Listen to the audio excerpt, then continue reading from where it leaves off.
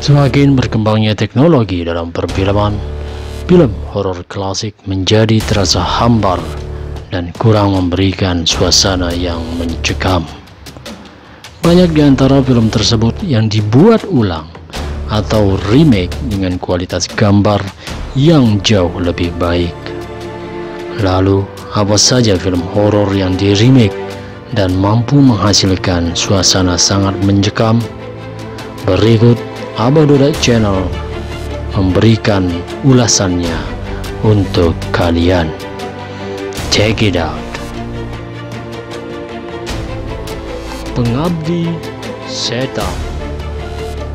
Pertama adalah Pengabdi Setan, film horor Indonesia ternama yang disutradarai oleh Joko Anwar, merupakan sebuah remake dari film dengan judul yang sama. Film Pengabdi Setan pertama kali rilis pada tahun 1980, disutradarai oleh Sisworo Gautama Putra.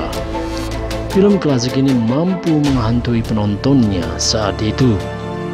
Ketika rilis kembali dalam bentuk remake pada tahun 2017 lalu, Pengabdi Setan kembali menghantui penonton dengan kisah sang ibu yang kembali dari kubur. Kesuksesan remake film Pengabdi Setan ini terbukti melalui berbagai penghargaan yang diterima, mulai dari film box office terbaik hingga aktor terbaik.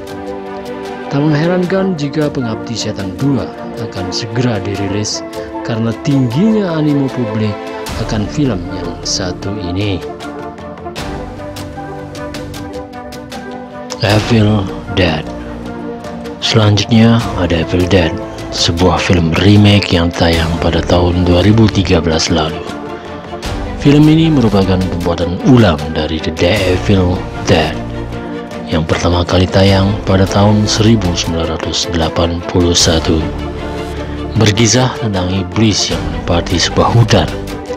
Ia menghantui setiap orang yang datang ke sana. Evil Dead yang disutradarai oleh Fede Alvarez ini cukup membawa ketegangan yang sempat ada pada film orisinilnya, tentu dengan visual yang lebih bagus dan mencekam. One Missed Call. Siapa yang sering ketakutan jika kalian menerima telepon saat malam hari? Film One Missed Call ini mampu meneror penontonnya kembali dengan sebuah remake yang dirilis pada tahun 2008 lalu. Film ini dibuat berdasarkan film Jepang yang sebelumnya rilis pada 2003 dengan judul yang sama, lalu sukses dibuat ulang oleh Eric Pallet. One Missed Call ini mampu membuat penontonnya ketakutan dengan adegan telepon yang selalu berujung pada kematian. Poltergeist. Apakah kalian suka dengan film horor yang dibuat oleh Steven Spielberg? Nah, film klasiknya yang berjudul Poltergeist ini mampu meneror penontonnya kembali dalam remake-nya yang dirilis pada tahun 2015. Film ini dibuat berdasarkan film Poltergeist pada tahun 1982 yang lalu. Disutradarai oleh Gil Cannon, film ini kembali menghantui penonton dengan kisah horor di dalam rumah.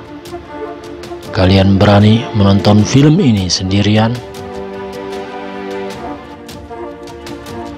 Nightmare at the Elm Street.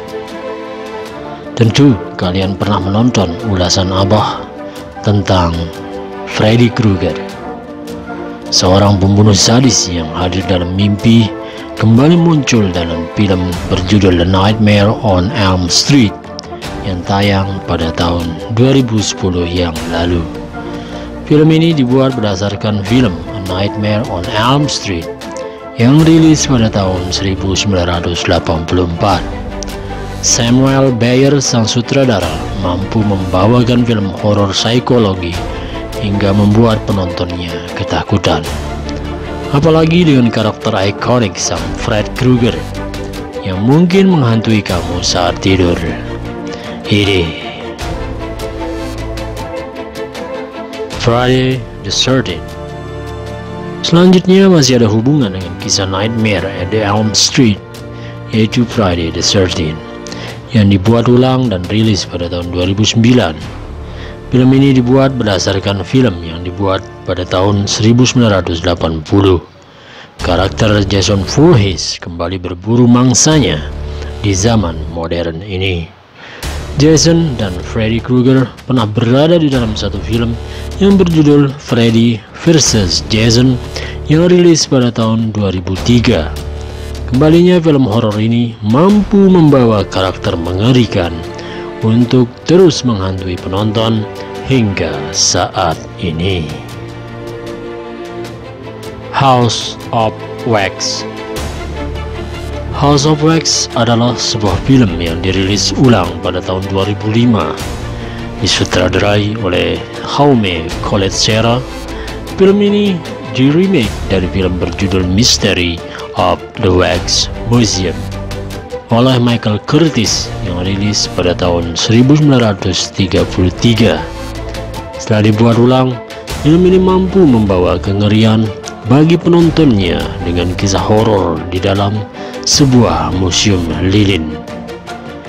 Cocok untuk kalian yang parno dan belum melihat film ini. Itu dia film horor klasik remake yang kembali hadir untuk menghantui penontonnya. Film mana yang menjadi favorit kalian? Tulis di kolom komentar ya. Sampai jumpa di tayangan Abah selanjutnya. Wassalamualaikum warahmatullahi wabarakatuh. Bye, ciao.